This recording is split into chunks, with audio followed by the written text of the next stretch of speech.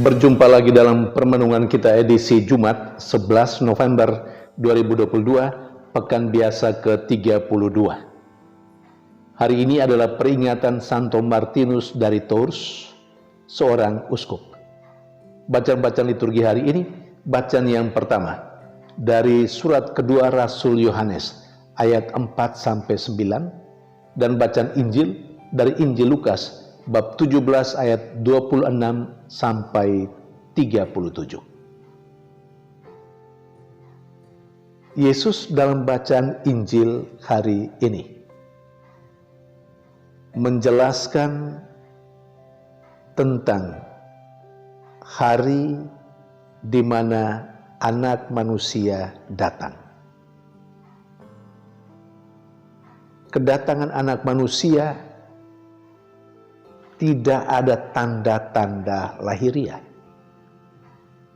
Tetapi kedatangan Anak Manusia itu dahsyatnya luar biasa. Sampai kepada para muridnya dan orang yang mendengarkan dia saat itu, dan juga kita yang saat ini merenungkan perikop Injil Lukas ini. Yesus menegaskan atau mengingatkan kembali peristiwa Nuh dalam perjanjian lama, di mana orang-orang pada zaman Nuh makan dan minum, kawin dan dikawinkan. Pendeknya, hidup sesuka hati mereka, tanpa mempedulikan apa yang diajarkan oleh Tuhan. Lalu akhirnya air bah menghancurkan mereka semua, dan Nuh bersama dengan keluarga besarnya selamat, karena Nuh dan keluarganya hidup menurut hukum Tuhan. Nah, kedatangan Anak Manusia digambarkan juga seperti itu. Bahkan masih ada satu peristiwa lagi yang dijelaskan oleh Yesus untuk menggambarkan kedatangan Anak Manusia itu begitu dahsyat. Cerita tentang Lot, bagaimana istrinya itu. Sekali lagi, ini gambaran dari Yesus tentang kedatangan Anak Manusia. Saudari dan saudara yang terkasih, kedatangan Anak Manusia begitu menakutkan kalau dipikirkan, direnungkan secara sederhana dan dangkal. Sangat menakutkan. Maka siapapun, termasuk saya dan Anda, diminta untuk selalu menata kehidupan saat ini. Kehidupan menurut hukum Tuhan. Biarlah apa yang dihayati, apa yang dihidupi sesuai dengan apa yang dikehendaki oleh Tuhan, oleh Allah. Sehingga kapanpun dan dimanapun kita berada, saat Anak Manusia datang, tidak perlu takut.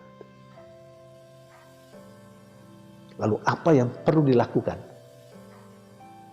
dengan hari Anak Manusia datang? Bacaan yang pertama hari ini memberikan penjelasan apa yang perlu dilakukan menghadapi kedatangan Anak Manusia.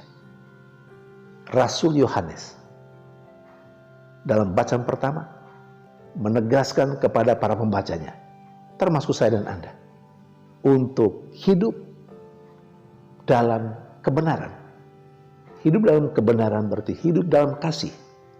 Hidup dalam kasih berarti hidup menurut perintah-perintah Tuhan. Mengasihi Allah dan mengasihi sesama. Lalu konkretnya seperti apa? Hidup mengasihi Allah dan mengasihi sesama. Konkretnya dilakukan dengan sangat jelas oleh Santo Martinus dari Tours, seorang uskup yang kita peringati secara liturgis hari ini. Apa yang dilakukan oleh Santo Martinus? Diceritakan bahwa Santo Martinus sebelumnya bukan orang yang mengenal Yesus, bukan orang percaya, sama seperti keluarganya, orang tuanya adalah orang kafir, orang yang belum percaya pada Tuhan. Dia adalah seorang serdadu. dalam suatu perjalanan, dia bertemu di suatu malam, dia bertemu dengan seorang pengemis yang kedinginan. Lalu apa yang dilakukan oleh Martinus? Dia mengambil pedangnya. Dia membagi mantel yang sedang dia kenakan pada tubuhnya. Dia bagikan mantelnya itu menjadi dua. Setengahnya untuk pengemis itu, dan setengahnya ia kenakan bagi dirinya sendiri. Lalu lebih lanjut ceritanya. Dia kemudian tidur pada malam hari dan dia bermimpi bagaimana Yesus mendatangi dia. Dan Yesus yang mendatangi dia itu mengenakan mantel yang setengah itu yang dia bagikan untuk pengemis yang kedinginan. Sesudahnya, Martinus lalu kemudian berbalik arah hidupnya. Dia meninggalkan profesinya sebagai serdadu, lalu dibaptis, kemudian dia menjadi uskup. Saudari dan saudara yang terkasih, apa yang dilakukan oleh Santo Martinus dalam cerita itu adalah aksi konkret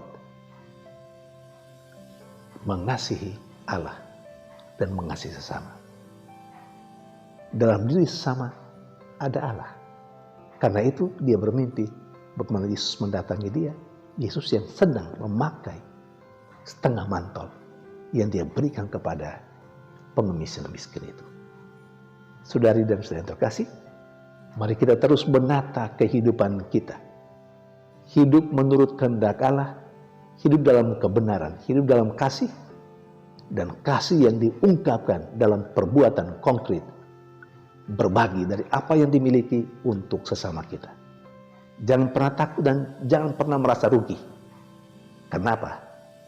Hari esok kita, pada saat kedatangan Anak Manusia, hidup kita saat itu ditentukan oleh apa yang kita lakukan terhadap sesama kita saat ini.